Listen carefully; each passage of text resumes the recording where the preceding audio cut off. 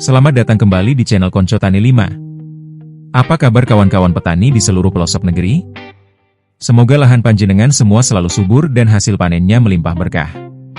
Hari ini, saya tidak akan berbicara soal bisnis atau angka di balik meja. Hari ini, saya ingin mengajak panjenengan semua untuk ngopi, santai sambil membahas satu tanaman yang mungkin sudah sangat akrab dengan kita, tapi seringkali menyimpan rahasia besar di balik helai daunnya. Ya, tanaman itu adalah jagung. Bagi kita, jagung mungkin sekadar tanaman di ladang. Tapi pernahkah terpikir, bagaimana tanaman yang dulu hanya rumput liar di tanah jauh sana, kini bisa menjadi urat nadi kehidupan bagi petani seperti kita? Selama 7-8 menit ke depan, mari kita sisihkan waktu sejenak untuk mengulik sejarah, kehebatan, dan masa depan, emas kuning, kebanggaan kita ini. Mari kita mulai. Pernahkah Anda berjalan di antara barisan tanaman jagung yang menjulang tinggi? Bagi banyak orang, ini hanyalah pemandangan biasa di pedesaan. Namun, jika kita melihat lebih dekat, tanaman ini adalah salah satu pencapaian evolusi paling menakjubkan dalam sejarah manusia. Jagung bukan sekadar makanan pokok, dia adalah bahan bakar bagi industri, pakan bagi jutaan ternak, dan elemen yang membentuk peradaban. Hari ini, saya akan mengajak Anda menyelami perjalanan panjang dari tanaman liar yang hampir tak terlihat, hingga menjadi raja di ladang-ladang dunia. Selamat datang di eksplorasi kita hari ini. Untuk memahami jagung, kita harus kembali ke ribuan tahun lalu di lembah Meksiko. Nenek moyang jagung bukanlah jagung yang kita kenal sekarang. Namanya adalah teosinte. Bayangkan tanaman rumput kecil dengan tongkol yang keras dan hanya memiliki beberapa biji saja. Dibutuhkan ribuan tahun seleksi yang dilakukan oleh tangan manusia kuno untuk mengubah teosinte menjadi jagung yang kita kenal sekarang, dengan tongkol besar dan ratusan biji yang penuh nutrisi. Ini adalah salah satu bukti pertama kecerdasan manusia dalam memanipulasi alam demi keberlangsungan hidup. Tanpa upaya petani kuno ini, dunia kita akan terlihat sangat berbeda saat ini. Apa yang membuat jagung begitu istimewa? Jawabannya ada pada efisiensinya.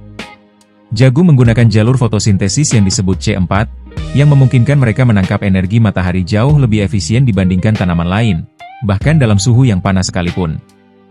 Mari kita bahas anatomi uniknya. Pernahkah Anda memperhatikan rambut di ujung tongkol jagung? Itu bukan sekadar hiasan. Setiap helai rambut adalah saluran yang terhubung langsung ke satu bakal biji jagung. Jika tongkol jagung memiliki 500 biji, itu artinya ada 500 helai rambut yang bekerja keras menangkap serbuk sari yang terbawa angin. Ini adalah mekanisme reproduksi yang sangat presisi dan efisien. Jagung telah meresap ke dalam hampir setiap aspek kehidupan kita. Pertama, tentu saja pangan. Dari jagung bakar, popcorn, hingga tepung maizena. Kedua, industri pakan. Jagung adalah sumber utama energi bagi industri peternakan dunia, yang artinya daging dan produk susu yang kita konsumsi seringkali berhutang pada jagung. Ketiga, inovasi masa depan. Saat ini, jagung diolah menjadi bioetanol sebagai alternatif bahan bakar, hingga plastik ramah lingkungan yang bisa terurai. Jagung bukan lagi sekadar sayuran, dia adalah komoditas strategis global. Namun, tantangan di depan mata tidaklah mudah. Perubahan iklim dan kebutuhan akan efisiensi lahan memaksa petani untuk terus berinovasi. Seperti halnya usaha saya di bidang pertanian, saya percaya bahwa kunci masa depan adalah kombinasi antara teknik tradisional yang teruji dan pemanfaatan teknologi yang tepat guna. Kita perlu menghargai proses, menjaga kualitas tanah, dan terus belajar dari alam.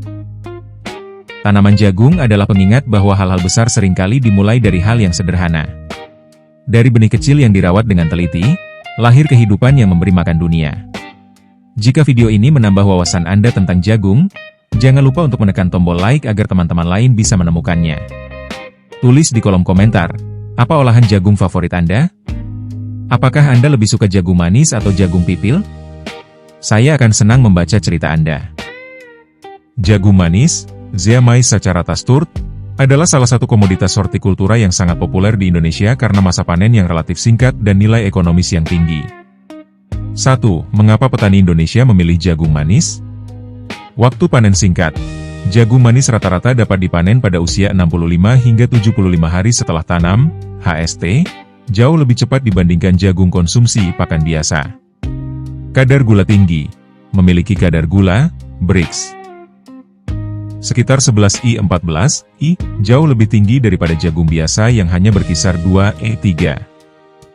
Permintaan pasar stabil, digunakan untuk konsumsi rumah tangga, bahan makanan olahan, seperti jagung susu keju Jasuke, hingga pasar industri kuliner.